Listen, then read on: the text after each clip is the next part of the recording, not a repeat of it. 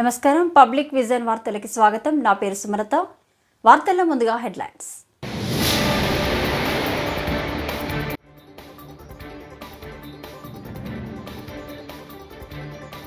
ప్రత్యేక స్టాంపు నాణ్యం ఆవిష్కరించిన రాష్ట్రపతి ద్రౌపది ముర్ము.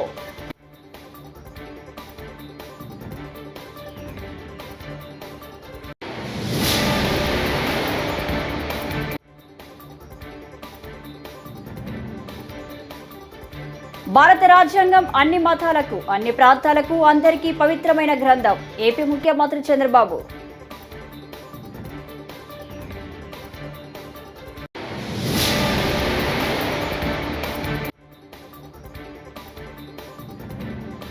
రాజేంద్ర సింగ్ షెకావత్ అంటే తనకు ఎంతో గౌరవం ఉందన్న పవన్.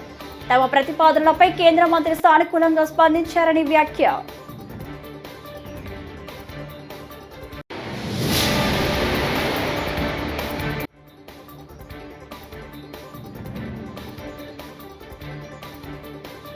సీఎం రేవంత్ రెడ్డిపై కేటీఆర్ తీవ్ర విమర్శలు.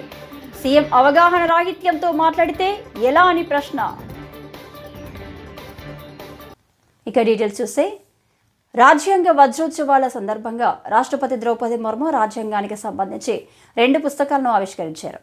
ప్రత్యేక స్టాంపు, నాణ్యం విడుదల చేశారు. ఈ కార్యక్రమంలో ఉపరాష్ట్రపతి జగదీప్ ధన్ఖడ్, ప్రధాని మోదీ, స్పీకర్ ఓం బిర్లా పాల్గొన్నారు. కాగా వేడుకల్లో ప్రసంగించిన రాష్ట్రపతి మహిళా రిజర్వేషన్లపై ప్రస్తావించారు. రాజ్యాంగ నిర్మాణంలో ముఖ్య పాత్ర పోషించిన 15 మంది నారీమణుల సేవలను స్మరించుకున్నారు.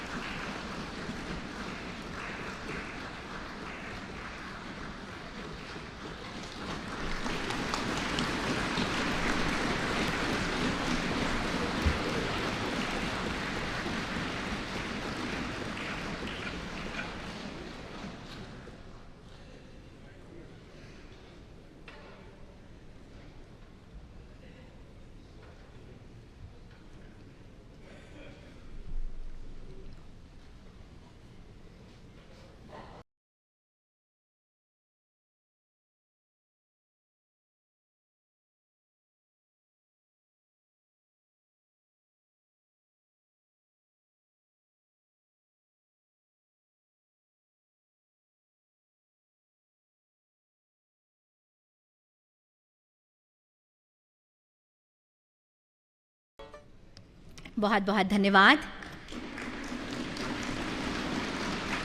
अब मेरा आपसे पुनः अनुरोध कि हमारे संविधान की ऐतिहासिक यात्रा और उसकी गौरवशाली विरासत को चिरस्थायी करने के लिए आज एक विशेष डाक टिकट का विमोचन करने की कृपा करें।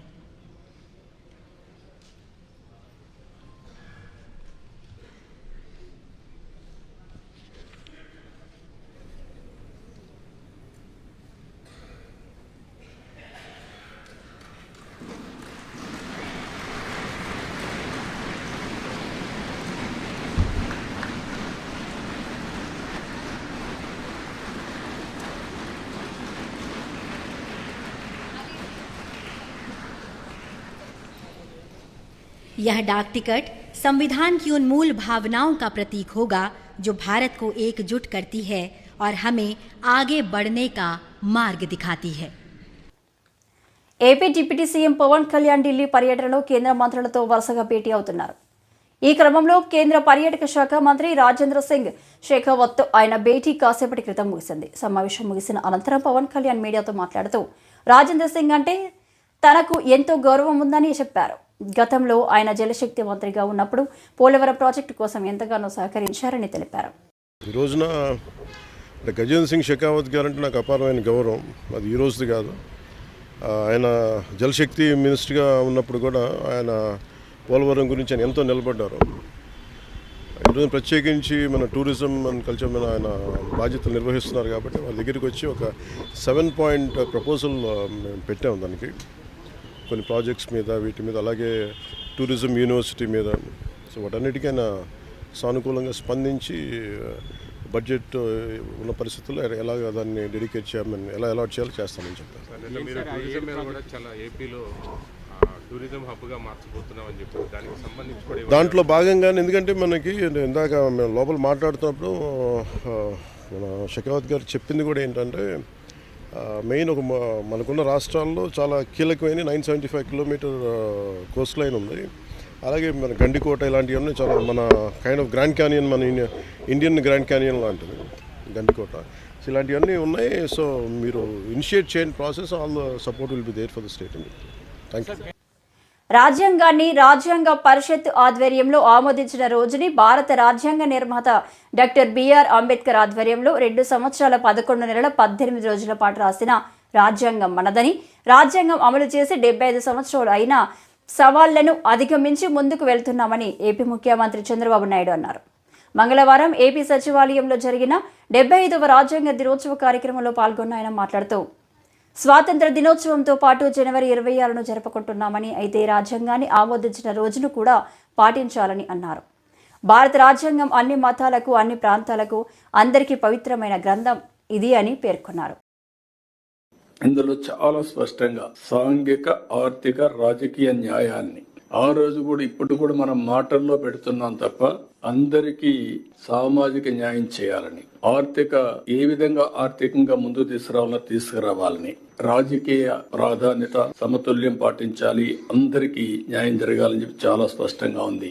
ఇంకొక పక్క ఆలోచన, భావ ప్రకటన, విశ్వాసం, ధర్మం, ఆరాధనలో స్వేచ్ఛని, ఇవన్నీ కూడా అందరికీ వచ్చే విధంగా చేయాలని. ఇంకొక పక్కన చూస్తే అంతస్తులోను అవకాశాల్లోనూ సమానత్వం చేకూర్చుటకు మనం ప్రయత్నం చేయాలని, వ్యక్తి గౌరవాన్ని, జాతీయతను మరియు అఖండతను తప్పక సంరక్షించాలని ప్రియాంబుల్లో ఎంత స్పష్టంగా చెప్పారంటే ఇవన్నీ చెప్పి ఈ రాజ్యాంగాన్ని 299 మంది రాసుకుంటున్నామని కాదు, భారతదేశ పౌరులుగా మన అందరం రాసుకుంటున్నాం అనే విధంగా ఆ రోజు రాజ్యాంగాన్ని సమర్పించే పరిస్థితికి వచ్చారు. అందుకే అంబేద్కర్ గారు ఎన్నోసార్లు ఆ రోజు రాశాడు ఓపెన్ గా కూడా, ఎంత మంచి రాజ్యాంగం ఉన్నా దాన్ని అమలు చేస్తున్న వారు మంచి కాకపోతే అది చెడుగా మారుతుంది.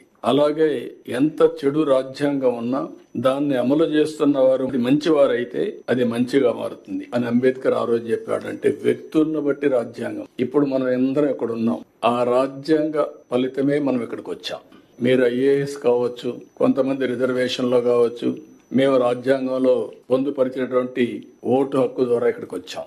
వచ్చిన తర్వాత రాజ్యాంగాన్ని ఓసారి నెమరు వేసుకోవడం కూడా మర్చిపోతున్నాం. ఓసారి రాజ్యాంగాన్ని దుర్వినియోగం చేసే పరిస్థితి వస్తా ఉంది. కానీ బ్యూటీ ఆఫ్ డెమోక్రసీ మనం ఒకసారి చూస్తే ఓట్ అనేది ఒక పవిత్రమైనటువంటి సైలెంట్ రెవల్యూషన్. ఆ రోజు అంబేద్కర్ గారు ఇచ్చిన ఓటు హక్కు మీరు చూస్తే కొన్ని దేశాల్లో కొన్ని సందర్భాల్లో అందరికీ ఓటు ఇవ్వలేదు. పేదవాళ్లకు ఓటు కొన్ని దేశాల్లో పేదవాళ్లే కాకుండా కొన్ని వర్గాలకు కూడా ఓటు ఇవ్వని పరిస్థితి. కానీ భారతదేశంలో మొట్టమొదటి నుంచి డబ్బులుండే వాళ్ళు, డబ్బులు లేని వాళ్ళు, లేకపోతే బలహీనులు, బలవంతులు, అందరికీ ఒకే ఓటు తప్ప రెండో ఓటు లేదు. ఆ ఓటు ద్వారా ఈరోజు దేశంలో ఒక విధంగా చెప్పాలంటే రాజ్యాంగాన్ని మనం కాపాడుకోగలుగుతున్నాం.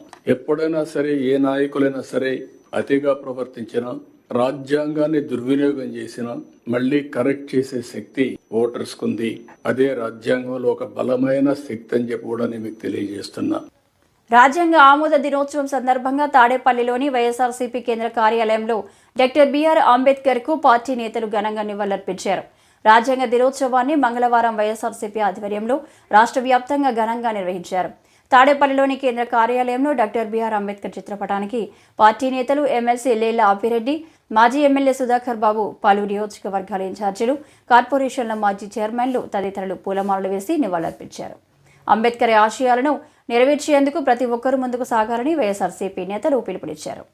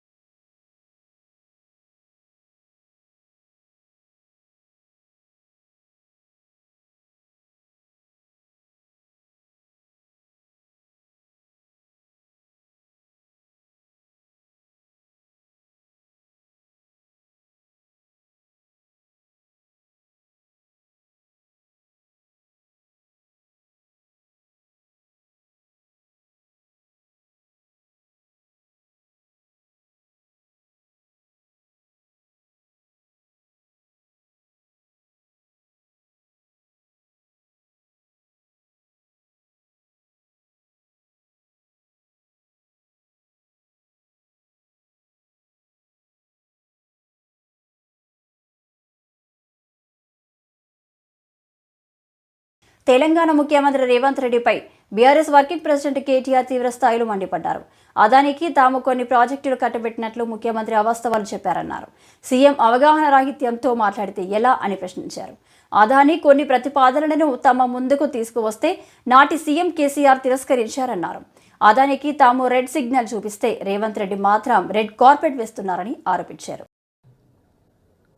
చనిపోయిన పాప వాంకిడి గ్రామానికి సంబంధించిన పాప శైలజ గారికి, వారితో పాటు ఇప్పటి వరకు కాంగ్రెస్ ప్రభుత్వం వచ్చిన తర్వాత గురుకుల పాఠశాలల్లో మరణించిన 48 మంది పిల్లలకి, వారి కుటుంబ సభ్యులకి ముఖ్యంగా మా పార్టీ తరపున ప్రగాఢమైన సానుభూతిని, ప్రగాఢమైన సంతాపాన్ని తెలియజేస్తూ, నిజంగా కూడా ఈ ప్రభుత్వం కనీసంగా పేద పిల్లలు ఎవరైతే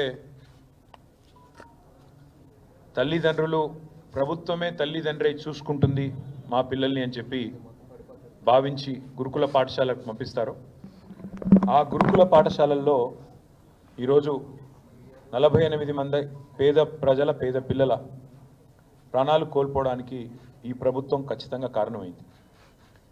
ఇవి మామూలు మరణాలు కావు, ఇవి ఖచ్చితంగా ప్రభుత్వ నిర్లక్ష్యం వల్ల జరిగిన హత్యలుగానే మేము భావిస్తూ ఉన్నాం. ఇవి ప్రభుత్వమే చేసిన హత్యలుగా మేము భావిస్తూ ఉన్నాం. నాకు బాగా గుర్తుంది, నా నియోజకవర్గమైన సిరిసిల్లలో ఎల్లారెడ్డిపేట గ్రామానికి సంబంధించి ఒక బాబు ఇట్లాగే గురుకుల పాఠశాల కోరుట్లలో చనిపోతే నేను పోయి ఆ కుటుంబాన్ని, ఆ తల్లిదండ్రిని పరామర్శించి వచ్చిన. ఆ తల్లి ఆ రోజు నాకు చెప్పిన మాట, నాకు జరిగిన క్షోభ ఇంకెవరికి జరగకూడదన్నా, దయచేసి ప్రభుత్వం మీద పోరాడండి, ప్రభుత్వాన్ని ప్రశ్నించండి అన్నారు. మేము ప్రభుత్వాన్ని ప్రశ్నిస్తూనే ఉన్నాం, నిలదీస్తూనే ఉన్నాం, ప్రభుత్వానికి తన బాధ్యతను గుర్తు చేస్తూనే ఉన్నాం. కానీ ప్రభుత్వం ఇప్పటి వరకు కనీసం గురుకుల పాఠశాల రాజ్యాంగం విలువేంటో గత 5 ఏళ్లలోనే తెలిసిందని మంత్రి లోకేష్ అన్నారు. సచివాలయంలో నిర్వహించిన 75వ రాజ్యాంగ దినోత్సవ వేడుకల్లో లోకేష్ పాల్గొన్నారు. రాజ్యాంగాన్ని కాపాడాల్సిన బాధ్యత ప్రతి ఒక్క అధికారి, ప్రజాప్రతినిధిపై ఉందని, దానిని అధికారులు సరిగ్గా పాటించకపోవడం వల్లే గత 5 ఏళ్లలో ప్రజలు, రాజకీయ నాయకులు తీవ్ర ఇబ్బందులు పడ్డారని లోకేష్ గుర్తు చేశారు. రాజ్యాంగ విలువలు పెంచే కార్యక్రమంలో భాగంగా వచ్చే ఏడాది నుంచి విద్యార్థులకు సులువుగా అర్థమయ్యే విధంగా భారత రాజ్యాంగాన్ని అందించనున్నట్లు తెలిపారు. అందుకే సార్ దీంట్లో భాగంగా విద్యాశాఖలో మేము వచ్చే సంవత్సరం నుంచి బాలల భారత రాజ్యాంగం ఇవ్వాలని నిర్ణయం తీసుకుంటాం జరిగింది. దీంట్లో కాన్స్టిట్యూషన్లో ఉన్న అన్ని కాన్సెప్ట్స్ని సింప్లిఫై చేసి ఒక పిక్టోరియల్ ఫార్మాట్లో పిల్లలకి ఏజ్ అప్రోప్రియేట్కి ప్రధానంగా ప్రియాంబల్ అందిస్తూ ఫండమెంటల్ రైట్స్ ఏంటి, డ్యూటీ, స్ట్రక్చర్స్ ఆఫ్ గవర్నెన్స్ ఏంటి అనేది క్లియర్గా అందించాలని నిర్ణయం తీసుకున్నారు సార్. దాంట్లో భాగంగా భారతదేశానికి స్వాతంత్రం వచ్చిన కారకులైన మహాత్మా గాంధీ గారు, అంబేద్కర్ గారు, నెహ్రూ గారి గురించి కూడా దీంట్లో చాలా చెప్పాలని నిర్ణయించుకున్నాం. అంతేకాకుండా సివిక్ అవేర్నెస్ అనేది చాలా చాలా అవసరం. ఒక మాటలో చెప్పాలంటే చదువు పైన బాగా శ్రద్ధ పెడుతున్నాం, మార్కుల మీద పెట్టిన శ్రద్ధ, రెస్పాన్సిబిలిటీ, సివిక్ అవేర్నెస్ మీద మనం పట్టలేకపోతున్నాం. దానివల్ల సమాజం తీవ్రంగా నష్టపోతుందని మేము భావించి principles of justice, equality and fraternity పెట్టాలని మేము నిర్ణయించుకున్నాం. దీంట్లో సింపుల్ స్టోరీస్ రూపంలో పిల్లలకి అర్థే విధంగా చేయాలని నేను నిర్ణయించుకున్నాం. అంతేకాకుండా ఈ పుస్తకంలో ఇంటరాక్టివ్ యాక్టివిటీస్ పెట్టాలని, పజిల్స్, క్విజెస్ ఇవన్నీ పెట్టాలని కూడా నిర్ణయించుకున్నాం. అంతేకాకుండా రోల్ మోడల్స్ మన గాంధీ గారు కానివ్వండి, అంబేద్కర్ గారు కానివ్వండి, నెహ్రూ గారు కానివ్వండి, సర్దార్ పటేల్ గారు కానివ్వండి, మౌలానా ఆజాద్ గారు కానివ్వండి, సర్వేపల్లి రాధాకృష్ణ గారు కానివ్వండి, వాళ్ళ గురించి రోల్ మోడల్ సింపుల్ ప్రొఫైల్స్ కూడా ఏర్పాటు చేయాలని నిర్ణయించుకున్నాం సార్. దాంట్లో భాగంగా ఒక కమిటీ వేయాలని నిర్ణయించుకున్నాం. కాన్స్టిట్యూషనల్ లీగల్ ఎక్స్పర్ట్స్ ఒక పక్కన, ఎడ్యుకేటర్స్ ఇంకో పక్కన, children literature authors, illustrators, visual designers, social scientist, civic educators, policy makers, ప్రజాప్రతినిధులు, చైల్డ్ రైట్ ఆర్గనైజేషన్స్. సో వీళ్ళందరినీ ఒక కమిటీగా తీసుకొచ్చి ఒక కాంపిటీషన్ మార్గంలోనే ఈ బుక్ రూపొందించాలనేది మీ ఆదేశాల మేరకు మేము విద్యాశాఖలో చేస్తాం జరుగుతుంది సార్. ఇది వచ్చే సంవత్సరం నుంచి పిల్లలందరికీ అందించాలని నిర్ణయం తీసుకున్నాం. ఇది స్కూల్ కరికులంలో ఇంటిగ్రేట్ చేస్తూ టీచర్కి అవసరమైన ట్రైనింగ్ కూడా అందించి పెద్ద ఎత్తున వైడ్ డిస్ట్రిబ్యూషన్ కూడా చేద్దామని సార్. పబ్లిక్ లైబ్రరీస్ కూడా పిల్లలకి పెద్దవాళ్ళు కూడా అందుబాటు తీసుకొచ్చే విధంగా చేస్తామని సభాముఖంగా తెలుపుకుంటూ, ప్రస్తుత కాలంలో చదువు అంటేనే కొందరు కష్టంగా ఫీల్ అవుతుంటారు. 1-2 డిగ్రీలు పొందేందుకే నానా కష్టాలు పడుతుంటారు. కానీ తూగో జిల్లా రాజమహేంద్రవరానికి చెందిన వైద్యుడు రామారెడ్డి ఏకంగా 50 కోర్సులు పూర్తి చేశాడు. ఇందులో పీజీలు, డిగ్రీలు, డిప్లొమా, సర్టిఫికెట్లు కోర్సులు ఉన్నాయి. తాజాగా 13 కోర్సులు పూర్తి చేశారు. ఇందులో 6 కోర్సుల్లో టాపర్గా నిలిచారు. తనకు చదువంటే చాలా ఇష్టమని ఆయన పేర్కొన్నారు. ఉన్నటువంటి వృత్తి ఒక ఎత్తు అయితే ప్రవృత్తి ఇంకొక ఎత్తు.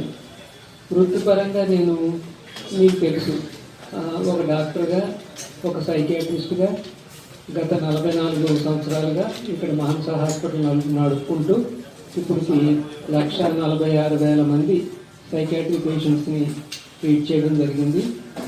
1,46,000 కొత్త కేసులు అనమాట. అంటే పాత కేసులు కలుపుకుంటే దానికి 10 రెట్లు అనమాట. ఆ విధంగా ఒక పక్క నడుస్తుంది. కొంతమంది అంటుంటారు, ఏంటి చదువులు ఈ ప్రాక్టీస్ మానేశారు అని చెప్పేసి. ప్రాక్టీస్ నేను ఎప్పుడూ నెగ్లెక్ట్ చేయలేదని కూడా మీకు తెలుసు. ప్రాక్టీస్లో ఉన్నత స్థాయిలో ఉండేటటువంటి డాక్టర్ బీసీరాయ్ నేషనల్ అవార్డు దగ్గర నుంచి సైకాట్రిక్ సొసైటీలో ఉండేటటువంటి హైయెస్ట్. రాష్ట్రంలో భారత రాజ్యాంగం నడవడం లేదని, చంద్రబాబు, లోకేష్ రాజ్యాంగం నడుస్తుందని మాజీ ఎమ్మెల్యే గోపిరెడ్డి శ్రీనివాసరెడ్డి అన్నారు. మంగళవారం రాజ్యాంగ దినోత్సవ వేడుకల సందర్భంగా మాట్లాడుతూ రాష్ట్రంలో మంత్రి లోకేష్ రెడ్ బుక్ రాజ్యాంగాన్ని నడిపిస్తూ నాయకులను, కార్యకర్తలను, సోషల్ మీడియా వాళ్లను జైలుకు పంపిస్తున్నారని ఆరోపించారు. భారత రాజ్యాంగాన్ని అమలు చేయాలని అంబేద్కర్ను విన్నవించినట్లు తెలిపారు.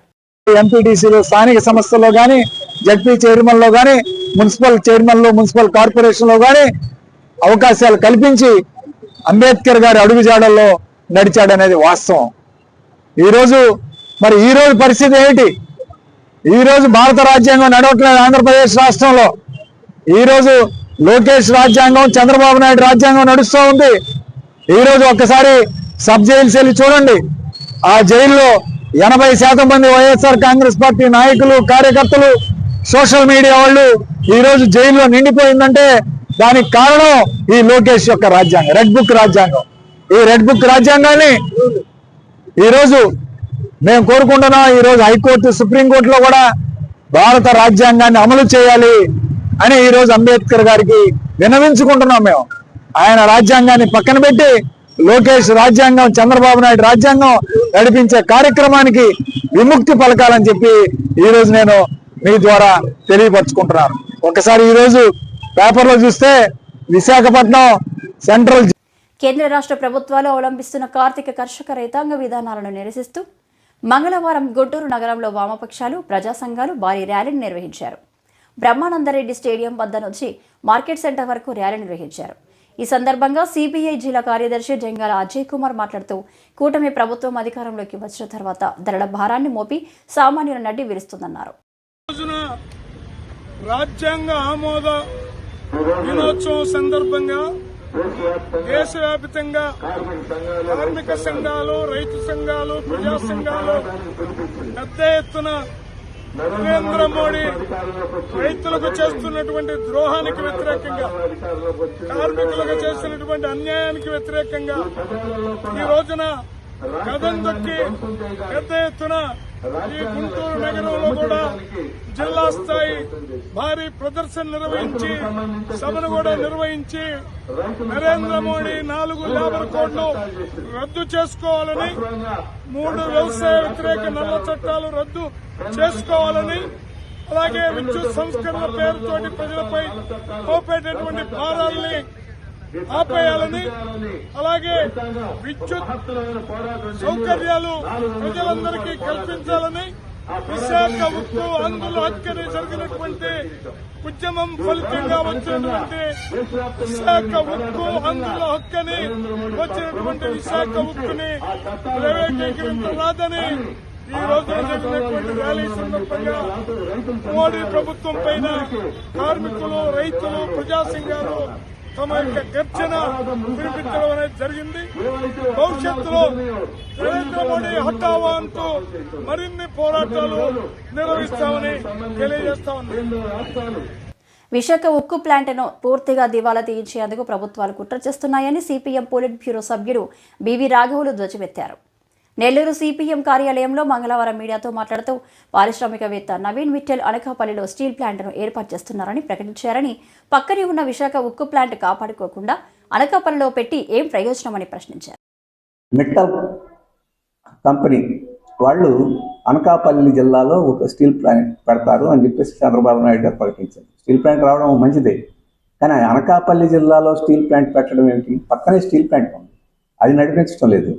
దాన్ని పూర్తిగా దివాళా వేయించేసి ఆ స్టీల్ ప్లాంట్ని అప్పచెప్పడం, అది మూసేయడానికి అక్కడ కుట్ర పూర్తిగా అక్కడ పెడుతున్నారు. స్టీల్ ప్లాంట్ ఈ రాష్ట్రంలో పెట్టదలుచుకుంటే వెనకబడిన రాయలసీమలో పెట్టండి, ఏం అభ్యంతరం లేదు. ఇనప ఖనిజం కూడా దగ్గరలో ఉంది బళ్ళారి ఆ ప్రాంతంలో. లేదా వెనకబడిన ప్రకాశం జిల్లా, నెల్లూరు జిల్లా అంటే రామాయపట్నం ఓడరేవు దగ్గర పెట్టండి. ఓడరేవుకి ఉపయోగం, డెవలప్మెంట్కి ఉపయోగం స్టీల్ ప్లాంట్.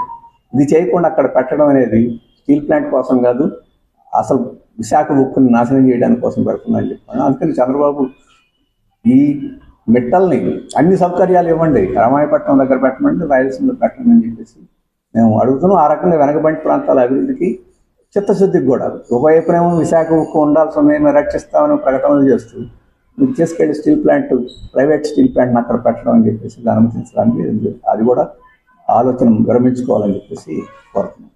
బంగాళాఖాతంలో ఏర్పడిన వాయుగుండం మరింత బలపడింది. ఇది గంటకు 12 కిలోమీటర్ల వేగంతో కదులుతూ తీవ్ర వాయుగుండంగా మారింది. ఈ తీవ్ర వాయుగుండం దిశ మార్చుకుంది. ప్రస్తుతం ఇది ఉత్తర వాయువ్య దిశగా కదులుతుంది.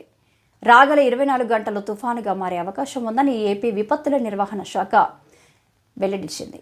దీని ప్రభావంతో ఇవాళ నుంచి ఈ నెల 29 వరకు ఏపీ దక్షిణ కోస్తాలో అక్కడక్కడ మోస్తరు నుంచి భారీ వర్షాలు కురిసే అవకాశం ఉందని ఏపీ ఎన్డీఏఎంఏ తెలిపింది. అదే సమయంలో చాలా ప్రాంతాల్లో తేలికపాటి నుంచి మోస్తరు వర్షాలు కురుస్తాయని వివరించింది. నవంబర్ 27, 28, 29 తేదీల్లో మత్స్యకారులు పశ్చిమ మధ్య బంగాళాఖాతంలో వేటకు వెళ్లరాదని స్పష్టం చేశారు.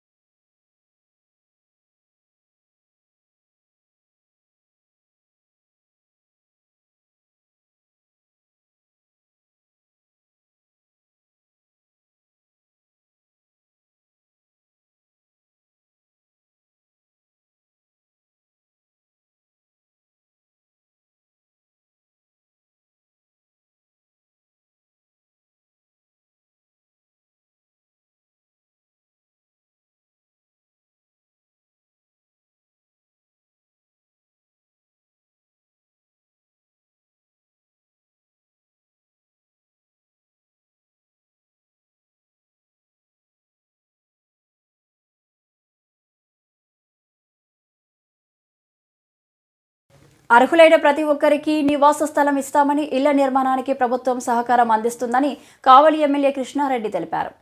సోమవారం కావలి అభివృద్ధిపై ఎమ్మెల్యే మున్సిపల్ కార్యాలయంలో అన్ని శాఖల అధికారులతో సమీక్ష సమావేశం నిర్వహించారు. ఆయన మీడియాతో మాట్లాడుతూ నియోజకవర్గంలో నివాసం అంటూ ఓటు హక్కు కలిగి అర్హత ఉన్న ప్రతి ఒక్కరూ నివాసం కోసం ఆన్లైన్లో దరఖాస్తు చేసుకోవాలని పిలుపునిచ్చారు. ఈరోజు ఆన్లైన్ ద్వారా ఎవరికైతే నిజంగా కాలనీ లేదో వాళ్ళందరూ కూడా ఆన్లైన్ ద్వారా దరఖాస్తు చేసుకోవచ్చు. అదేవిధంగా మున్సిపాలిటీ తరఫున, పట్టణంలో మున్సిపాలిటీ తరఫున ఈరోజు అర్బన్కి సంబంధించిన వ్యక్తులందరూ కూడా కాలనీల కోసం మున్సిపాలిటీలో కూడా రిజిస్టర్ చేసుకోమని చెప్పి ఈ రోజున తెలియజేస్తున్నాం. అదేవిధంగా స్థలాలు లేనటువంటి వాళ్ళు కూడా అప్లై చేసుకోండి. వాళ్ళకు కూడా నూతనంగా స్థలాలు ఇచ్చి కాలనీలు కట్టించేదానికి కూడా తప్పకుండా మేము ముందుకు వస్తామని కూడా ఈ సందర్భంగా తెలియజేస్తున్నాం. ఈ ప్రభుత్వంలో కట్టబోయేటువంటి ఇళ్ళు పిసుక గూడులు కాదు, విశాలమైనటువంటి స్థలంలో కట్టుకునేందుకు ఈరోజు శ్రీ నారా చంద్రబాబు నాయుడు రాష్ట్ర ముఖ్యమంత్రుల యొక్క నాయకత్వంలో ఈ రోజున అర్బన్లో ఉన్నటువంటి ప్రతి పేదవాడికి కూడా 2 సెంట్ల లెక్కన ఈరోజు స్థలాలు ఇచ్చి వాళ్ళందరూ కూడా ఇల్లు కట్టుకునేదానికి అవకాశం కల్పించబోతున్నారు. ఎవరికైతే స్థలాలు ఉన్నాయో వాళ్ళందరూ కూడా వాళ్ళ సొంత స్థలాల్లో ఇల్లు నిర్మించుకోవడానికి వాళ్ళందరూ కూడా నిధులు వెచ్చించడం జరుగుతుంది. ఈ రోజున ప్రధానమంత్రి ఆవాస్ యోజన పథకం కింద ఈరోజు 2.5 లక్షల రూపాయలతో ఈ రోజున ప్రతి కాలనీకి నిధులు ఇవ్వడం జరుగుతుంది. అదేవిధంగా ప్రభుత్వ సమీక్షలో కూడా, ఆంధ్రప్రదేశ్ ప్రభుత్వ సమీక్షలో కూడా ఎన్ఆర్జీసీ కింద 30,000, అదనంగా రాష్ట్ర కోటా కూడా కొంత ఇచ్చేదానికి సన్నాహాలు జరుగుతున్నాయి. వాటికి సంబంధించినటువంటి సవీరమైనటువంటి ఇన్ఫర్మేషన్ని అతి తొందరలో మళ్ళా మీ ముందుకు తీసుకురావడం జరుగుతుంది. ఈ నెల 30వ తేదీ లోపల ఎవరికైతే అర్హత ఉండి, ఎవరికైతే అవసరం ఉండి, ఎవరైతే కాలనీలు లేక ఇబ్బంది పడుతున్నారో, ఎవరైతే నివాస యోగ్యానికి అర్హులైనట్టున్నారో వాళ్ళందరూ కూడా ఈరోజు మున్సిపల్ ఆఫీసులో లేదంటే సచివాలయ పరిధిలో ఈ రోజున రిజిస్టర్ చేసుకోవాల్సిందిగా కావలి నియోజకవర్గ ప్రజానీకాన్ని అందరినీ కూడా కోరుకుంటున్నా. ఈ ప్రభుత్వం పేదల ప్రభుత్వం, పేదల అభ్యున్నతి కోసం, పేదల జీవన స్థితిగతులు మెరుగుపరిచేందుకు ఈ ప్రభుత్వం ఎప్పుడు ఎల్లవేళ పేదల కోసం పరితపిస్తూనే ఉంటుంది, పేదల కోసం పనిచేస్తూనే ఉంటుంది అనే విషయాన్ని తెలియజేస్తూ మీరందరూ కూడా ప్రతి ఒక్కరు కూడా ఇల్లు లేని వ్యక్తిగా ఉండకూడదు. అందరూ కూడా ఇల్లు నిర్మించుకోవాలి. తప్పకుండా ప్రతి ఒక్క పేదవాడికి న్యాయం చేసేందుకు కావలికి ఎమ్మెల్యేగా, కావలికి సేవకుడిగా మీకు ఎల్లవేళ అన్ని రకాలుగా అండదండలు ఉంటాయని కూడా విషయాన్ని కూడా తెలియజేస్తూ తప్పకుండా ఈ పథకాన్ని మీరు సద్వినియోగం చేసుకోండి అని సందర్భంగా కావలి ప్రజానీకాన్ని అందరినీ కూడా తెలియజేస్తూ ధన్యవాదాలు ముగిస్తున్నాను. ఈ వార్తలు ఇంతటితో సమాప్తం. నమస్కారం.